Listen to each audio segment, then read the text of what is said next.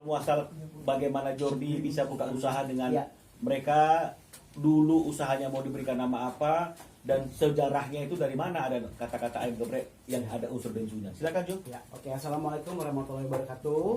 Selamat sore teman-teman. Terima kasih atas waktunya bisa datang ke tempatnya Bang Minola hari ini gitu. Jadi perlu diingat gitu. Aku meminta sama teman-teman semua gitu ya.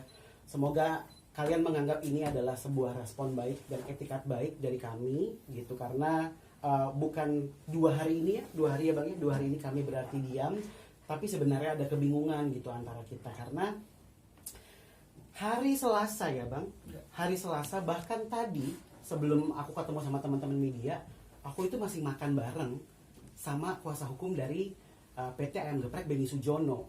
Ngapain sih Jor makan bareng? Itu yang dibilang aku pengen membantah juga. Mohon maaf teman-teman, tapi ini aku ingin meluruskan apa berita yang beredar.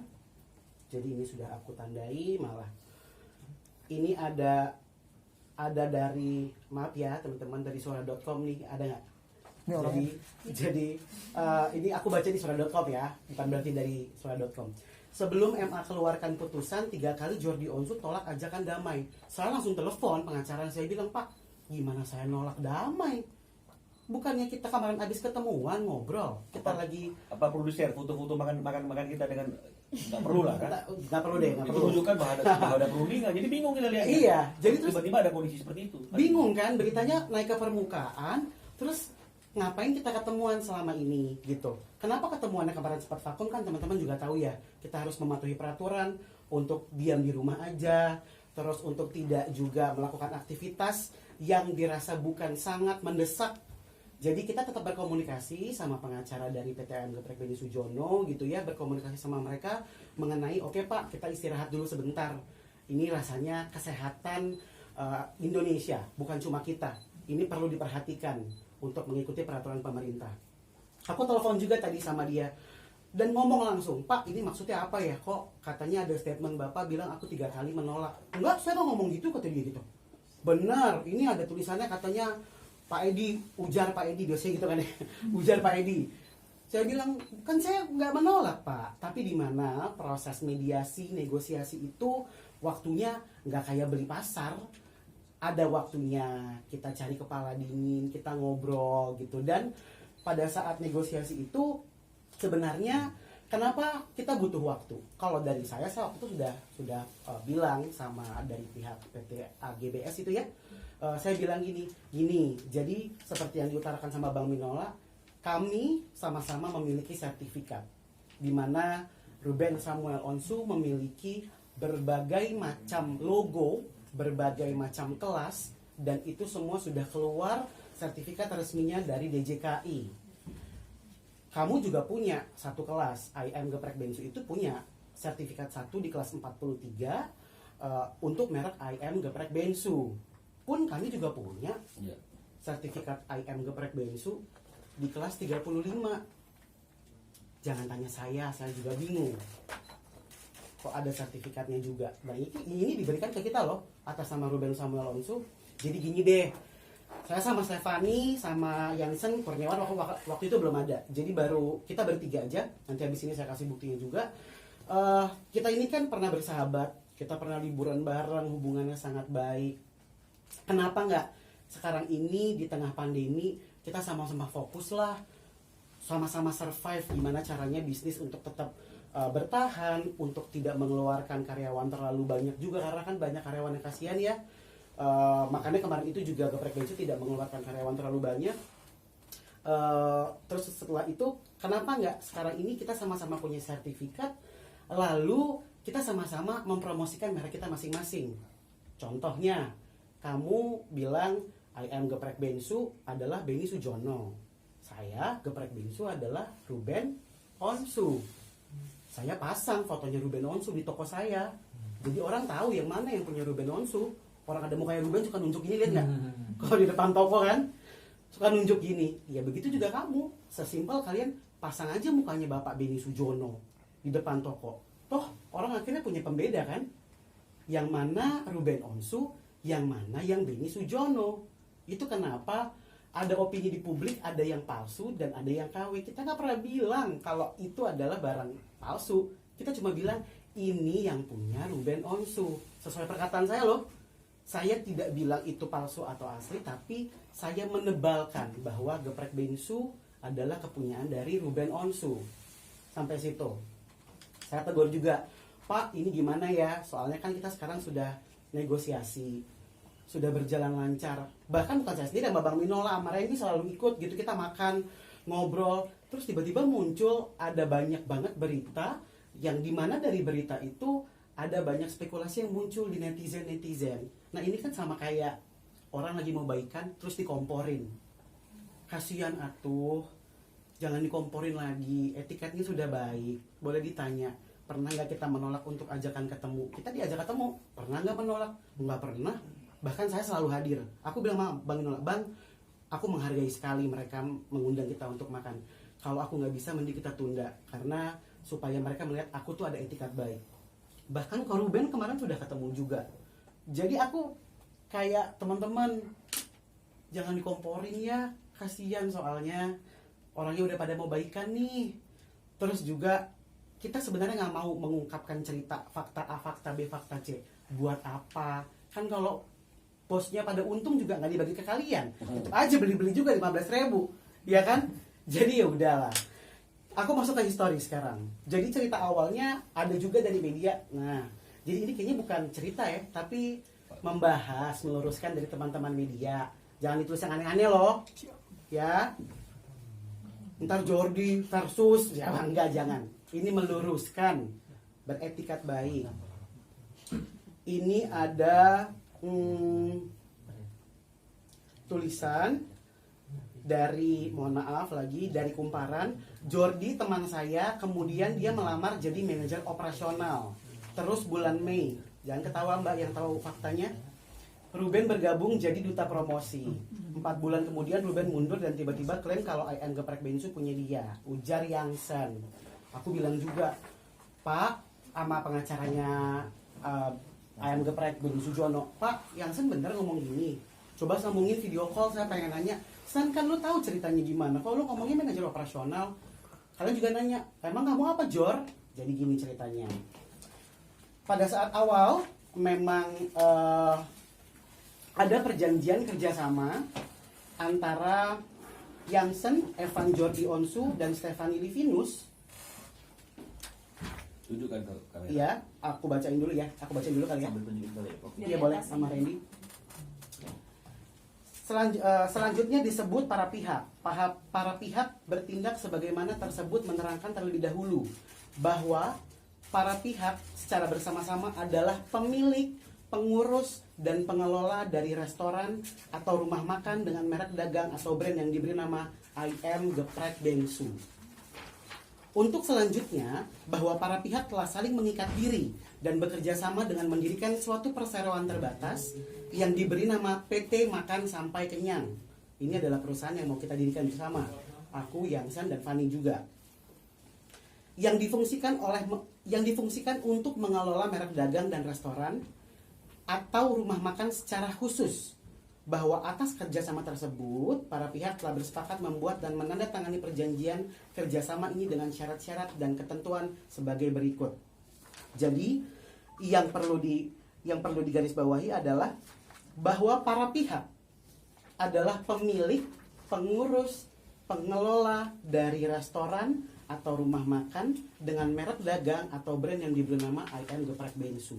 Jadi Nama-namanya Nama-namanya ini ada tanda tangannya juga. Jadi ini ada Yangsen pihak pertama, pihak keduanya Evan Jordi Onsu, pihak ketiganya juga Stefani Livinus.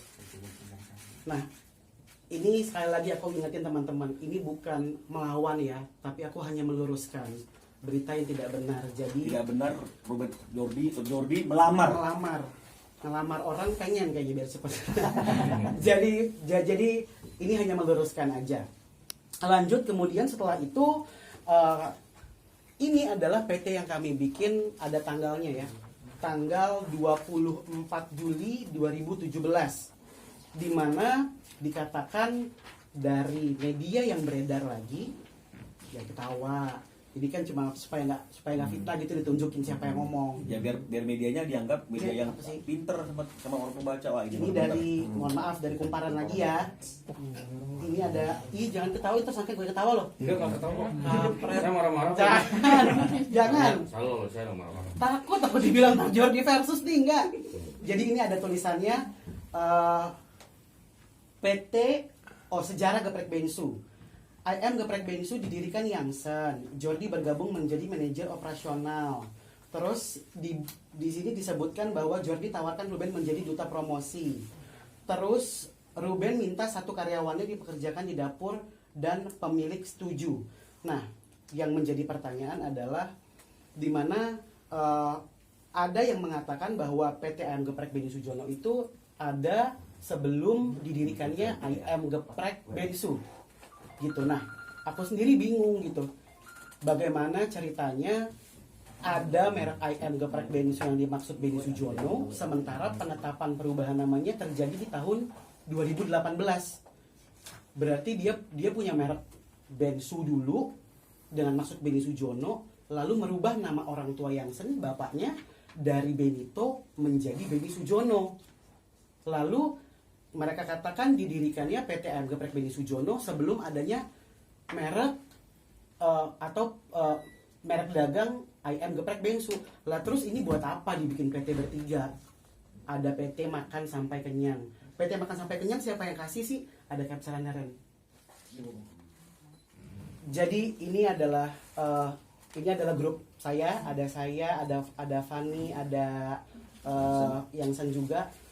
Terus ini adalah chat dari Jansen Fanny saat itu, saya namai Jansen Fanny. PT Makan Sampai Kenyang, kata Fanny, serius aja nama PT gitu. Terus saya berdoa MSK Group biar banyak brandnya. Udah sampai situ. Tuh, ini dia ceritanya. Jadi nama itu juga tercetus dari Jansen. Jadi saya rasa mungkin Jansen masih ingat ada nama yang tercetus dari pikirannya dia tentang PT Makan Sampai Kenyang. Gitu ya teman-teman ya. Lanjut, dari situ juga ada lagi setelah perjanjian pemegang saham ini, kami mengajak kerjasama. Itu berasalkan dari saya, Fanny, dan juga Jansen, yang saat itu bukan kerjasama pertama saya antara saya, Fanny, dan juga Jansen. Sebelumnya ada jadi kita tuh sahabatan, Mbak. Makanya jangan dipanasin lagi. Kita tuh sahabatan, kita udah punya usaha yang lain. Waktu itu saya pernah punya jualan minuman, jual sedotan juga. Saat itu memang dirasa, wah ternyata omsetnya kurang bagus. Kita butuh satu pamor yang dicintai oleh publik, yang terkenal dan sudah pasti menarik minat dari masyarakat di Indonesia. Lalu dia bilang, engkau lu lah Ruben bikin ayam geprek Bensu. Terus saya bilang ke Ruben, kok mau nggak diajakin bisnis namanya ayam geprek Bensu. Ada juga chatnya. Ruben lagi sibuk waktu itu karena dia punya dua usaha Ya. Warung besar sama besar food. Betul, Besar food. betul. Ya, itu yang membuat Ruben tidak bisa ikut terlibat dengan aktif. Tapi saya mau tunjukkan capturean, ya, saya menulis Dordi, ya ini capturean juga Ya. Dordi ya. Ini WW-an, ya. Koben itu Ruben, ya. Ini yang biru berarti ini dari si Jordi ini. Ayam geprek Bensu, tulisan ayamnya normal, ayam geprek Bensu. Ruben bilang maksudnya dia mau bikin merek itu kecil-kecilan tapi banyak gitu loh, pakai nama gue. Jelas ya. Jadi Ruben nanya, pakai nama gue. Bukan menawarkan malah. Bertanya dia. Iya, kata si Jordi. Karena di sini tulisannya ayam biasa, Ruben kasih usulan ayamnya diganti IM, kan ayam juga artinya. Ini tulisannya Ruben. Ayam geprek Bensu saja. Nih. Ini ada kopi yang lain nggak nih? Ada Pak. Kasih teman-teman media nanti ya. Kalian press release Ya. Nah jadi ini dia nih. Jadi ayam geprek Bensu, Ruben ubah jadi ayam geprek Bensu itu yang sekarang ada di kantor itu. Jadi kalau kemudian ditanya misalnya Ruben pembohong ini apa segala macam, aduh ini keliru nih. Ini kita mau seperti apa buatnya nih? Ya. Jadi jangan sampai gara-gara ditolak itu kita tidak tahu apa yang terjadi, apa yang menjadi pertimbangan majelis hakim, apa saking banyaknya perkara dan bukti sehingga akhirnya luput memeriksa perkara yang ini dengan baik dan benar, ya. kita yang penting ikut saja, tapi ini ada bukti faktanya. Ya, apakah ini diperlihatkan juga bukti-bukti seperti ini sama teman-teman media pada waktu itu? Ya, jadi tolong, kasihan Rubennya. Ya, masyarakat sudah menghakimi dia, trending. Jadi kalau bisa bikin trending juga, tapi kena klarifikasi ini. Ini jelas nih. Ya, ayam geprek bensu. Ruben nanya itu, pakai nama gue. Kalau memang mau pakai nama gue, jangan ayam, tapi IM geprek bensu. Nah, sekarang mereka mau mengatakan Jordi yang melamar sebagai manajer operasional mencuri ilmu, mencuri nama. Dari mana asalnya? Ya, Itu juga ada bukti pendaftaran Merek. Pembesaran nama, pendaftaran pemesanan nama PT. nama PT. Jadi kalau misalkan dia bilang PT Ayam Geprek Beni Sujono ada sebelum didirikannya brand atau merek Ayam Geprek Bensu, berarti mereka tidak bilang sama saya waktu itu kalau mereka sudah punya PT sendiri. Malah mereka mengajak membuat PT bersama-sama gitu, PT Makan Sampai Kenyang Dengan brand sama ayam geprek bensu. betul, seperti itu teman-teman. Terus setelah itu terjadilah kerjasama antara aku, Fanny, Yansan, dan juga Koruben, di mana singkat cerita nanti juga ada di press release gitu ya, setelah 3-4 bulan ya seperti biasalah teman-teman tahu ada banyak merek yang ibaratnya pecah kongsi, di mana pecah kongsi itu terjadi karena satu dan lain hal. Jadi ini aku nggak mau cerita kemana-mana ya, kita fokus aja nih sama apa yang beredar di media.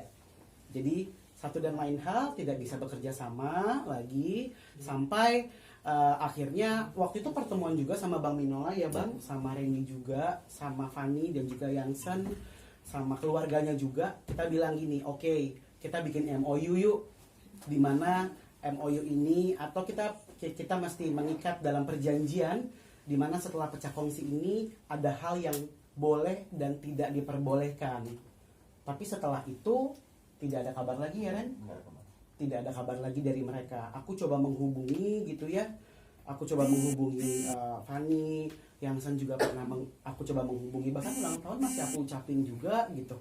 Tapi tidak ada respon mengenai perjanjian kita ini loh. Jadi ini agak simpang siur ya jadinya. Sampai saat itu Bang Minola bilang, Jo, kita kirimkan aja somasi. Somasi ini tidak perlu ditakuti, tapi ini adalah teguran secara hukum ya. Secara hukum. Teguran secara hukum gitu Somasi, Bang. ya. Disomasi dengan harapan saat itu adanya musyawarah antara aku, Stefani, Koruben dan juga Yansen. Tapi saat itu kita ketemu juga di sini, jawabannya ya udah kita ketemu aja di persidangan. Sedih sih Mas Mbak rasanya, karena masih seumur jagung saat itu, masih banyak tanggung jawab di mana sudah ada beberapa mitra yang membayarkan untuk bekerja sama, tetapi tokonya tidak dibuka sama tim yang ada di Pademangan. Kan teman-teman juga udah kesana kan kemarin, kan dengar tuh ada preskon ya yang dia bilang dia sebut-sebut Pademangan. Ya, saya juga tahu yang punya namanya Pak Kidon, gue tahu yang sewa. Tetangga juga tahu kiri kanannya siapa, karena saya yang ngurusin di sana gitu. Jadi setelah itu mulailah gugatan dan menggugat yang lain-lainnya gitu. Dan perlu diluruskan lagi, sampai hari ini aku tetap menanyakan, Pak Edi, ini kan kita lagi mau mediasi, tapi kenapa semakin hari kok malah makin muncul ya kalian ke media? Kita nggak pernah bilang kita pernah menang, kita punya puluhan sertifikat, kita punya sertifikat dengan 2 merek, berbagai logo. Teman-teman pernah nggak dengar cerita itu? Nggak pernah kan? Karena buat apa? Kalau sekarang mereka muncul seperti itu kan seolah-olah tuh kayak lagi mau menyudutkan ya, mungkin ya. Jadi aku sudah ungkapkan juga sama Pak Edi, Pak, saya kecewa sih, kita sudah baik-baik sekali, kita sering ketemu gitu. Dan saya bilang mau ketemu kalian teman-teman, saya bilang tadi sama Pak Edi, saya harus luruskan ya beritanya, tapi tenang, saya nggak bakal membuka histori yang lainnya kok. Saya cuma meluruskan berbagai opini dari masyarakat yang sudah menyudutkan kakak saya. Kakak saya tuh ayah dari 3 anak. saya sangat menjaga keponakan-keponakan saya menjaga mental mereka mungkin di sekolah, saya menjaga mereka juga dari bullying netizen di Instagram yang mereka masing-masing. Maka dari itu, yang tadinya saya sedikit menahan diri untuk tidak muncul ke permukaan, tapi sampai tadi pagi saya dikabarkan sama Bang Minola, Jo, dari sebelah ternyata sudah membuat press conference di mana sahabat saya Fani yang tadinya tidak pernah muncul sekarang muncul. Oh, berarti ada yang mesti saya luruskan, teman-teman. Ini bukan memberikan serangan balik ya, tapi meluruskan aja apa yang kalian tulis. Nggak seperti itu. Gitu. Lanjut menjelaskan lagi dari ya, ini yang perlu dikasih tahu juga bahwa Bensu itu sudah ada dari tahun 2006. Yang kayak saya bilang ya, saat itu saya, Fanny dan Yansen sadar kita butuh figur yang sedang diminati oleh masyarakat, yang terkenal, yang bisa menjadi crowd puller istilahnya. Lalu kenapa tidak kita ajak kakak saya yang saat itu sebenarnya dia bilang dia mempunyai fokus sendiri untuk mengurus warung besar dan besar food. Tapi kami bisa dibilang membujuk, memberikan tawaran untuk bisa bergabung sama Ayam Geprek Bensu. Nah, dari situ juga maksudnya saat itu berarti sadar bahwa Bensu yang dimaksud bukan Ruben Onsu, adalah Ruben Onsu maksudnya. Kalau mereka punya Benny Sujono dari awal, bukankah seharusnya sudah dipajang pada saat terjadi pecah kongsi? Atau dari awal? Kalau mereka bilang dari awal kan ada Ruben Onsu, ya udah setelah pecah kongsi deh dimunculkan nggak Benny Sujono-nya? Ya karena baru ada tahun 2018, tahun 2017 nama papanya Yansen itu Benito, bukan Benny Sujono. Seperti itu. Sementara saya adiknya, saya kenal kakak saya adalah Ruben Samuel Onsu alias Bensu. Seperti itu teman-teman. Jadi ini yang mau aku luruskan gitu ya. Semoga ini menjadi etikat baik gitu buat teman-teman semua, dari kami untuk bisa meluruskan segala macam pemberitaan yang beredar di media. Habis ini juga aku jadilah netizen deh teman-teman di sini, supaya tidak beredar berita yang enggak. Tanya ke aku aja langsung. Tanya aja. Nggak, ini nggak marah ya, sambil ketawa ya. Tegang amat sih pada. Gitu dong. Sambil ketawa. Gitu sih. Ada yang bilang Koruben meminta satu karyawan untuk dipekerjakan di bagian dapur, kemudian mencuri resep. Ada lagi sebenarnya yang mau aku tunjukin sih. Tunjukin lagi, jadi kayak dongeng ya. Habis kalau ntar dibilangnya fake. Jadi kita pakai bukti aja gimana? Ini dia. Ini adalah cikal bakal pertama kali. Kenapa saya sama Fani itu mengetahui persis apa sih resep dari geprek Bensu? Ya karena kita yang bikin, Mbak. Kita nggak punya karyawan saat itu. Kita ngaduk sendiri. Kita ngaduk sendiri bumbunya. Kita cuma punya karyawan 6-7 orang. Jadi yang mengetahui resepnya, ya kita semua. Kita bikin semua. Bahkan saat itu saya yang bereksperimen. Waktu itu ada ceritanya tanggal 17 Maret 2017. Ini chat dari Fani, jam berapa pagian lebih enak? Weekend rada rame. Waktu itu kita mau numpang di Mall Ion, ada store saudaranya Fani. Fan, kita numpang yuk Fan di dapur situ. Terus pagi jam berapa? Sebangun gue deh, kata saya. Terus dia bilang belum nunggu marinate ayam, kan ayam harus mesti dimarinasi dulu ya. Terus yang kedua saya jawab lagi, paling jam 9 gitu, jangan pagi banget. Mall juga jam 10 buka. Ya mohon maaf lupa, saya kan kalau bangun jam 8 atau jam 9. Oh iya, nggak bisa pagi-pagi amat. Sarap lu, kata dia gitu. Ya kan pikir pagi mah jam 7 gitu, setengah 7. Saya bilang jam 9 aja, jangan pagi-pagi banget gitu. Terus setelah itu dia bilang pagi jam 7 tuh, saya bilang pagi jam 7 tuh buat gue. Fani berjawab jam 11 atau jam 12 aja sampai Ion. Pokoknya perjalanan gue sejam lebih. Lu tentuin mau sampai Ion jam berapa. Ya udah segituan. Saya bilang beli bahan di mana? Di Ion aja kan ada supermarket. Ya udah. Lu bangun pagian, ingetin ulekan, suka lupa gue. Nah masih inget lagi bawa apa namanya? Ulekan. Cobek 100 buat Anda. Bawa cobek tuh masih bawa cobek sendiri. Pergi ke pasar sendiri juga. Jadi buat apa kita tuh curi resep? Toh teman-teman sampai saat ini juga mohon maaf kalau kita mengkomparasi, udah makan belum menu terbaru PSBB dari Geprek Bensu? Belum. Keterlaluan, Mbak, terlalu dikirimin di sini. Setiap 3 bulan sekali Geprek Bensu itu selalu mengeluarkan inovasi-inovasi menu. Entah itu sambal, ayam, nasi, ataupun lain-lainnya setiap 3 bulan. Bukankah kalau saya mencuri resep saya nggak tahu gimana cara bikinnya? Sekarang saya tanya. Atau sekarang gini aja, yang sekarang pakai resep siapa sih? Iya pakai resep sendiri, Mbak dan Mas, monggo dicobain. Coba bikin riset deh. Blind test ya istilahnya. Apakah rasanya sama? Apakah rasanya persis? Beda Mbak, beda banget. Bumbu sama, cara masak sama, yang masak berbeda aja berbeda rasanya. Dan perlu diingat mengenai resep sekarang ini Bisa di dipakai era lagi. milenial semudah kalian cari bagaimana cara membuat geprek. Bukankah semua ada? Bukannya itu ayam goreng? Bukannya ayam goreng itu sudah lama ditemukan? Kan saya juga bukan Thomas Alva Edison penemu lampu yang baru ketemu. Ya ayam udah ada, coba ini adalah inovasi baru, ayam menggunakan sambal. Jadi saya dengan tegas membantah tidak ada pencurian resep sama sekali. Apalagi dengan cara memasukkan karyawan untuk Atau gini mencari aja tahu lah. resep. Tuduhan itu kan harus didasarkan oleh bukti. Iya. Ya, hukum itu mengenal yang namanya itu siapa yang mendalilkan sesuatu, wajib membuktikan dalilnya. Jadi kalau memang misalnya ada pencurian resep, dan resep itu kan juga sesuatu hal yang boleh dikatakan dilindungi. Ya, laporkan aja ke kami. Betul, betul, laporkan aja. Kalau sudah didaftarkan. Kalau memang sudah didaftarkan dan kalau memang ada pencurian resep. Karena kalau tidak, ini akan membuat adanya suatu opini publik yang keliru. Ya. Sekarang Ya. Randy pernah makan ayam goreng nggak? Pernah. Mas pernah makan sambal nggak? Hmm. Sesimpel orang Indonesia tuh suka banget makanan murah, pedes. Orang kita kalau nggak makan sapi ya ayam. Itu adalah ide membuat geprek bensu, makanan yang murah, yang kenyang dan pedes menjadi selera dari orang Indonesia. Atau pertanyaannya, Seperti itu. atau pertanyaan sambal terasi itu siapa sih yang pemegang hak eksklusifnya? Dia beda-beda tiap daerah. Sambal Rasanya terasi public domain kan. iya kayak gitu Nah, Mbak. itulah dia. Jadi nggak benar. Ya. Ada Ada lagi? pertanyaan lain?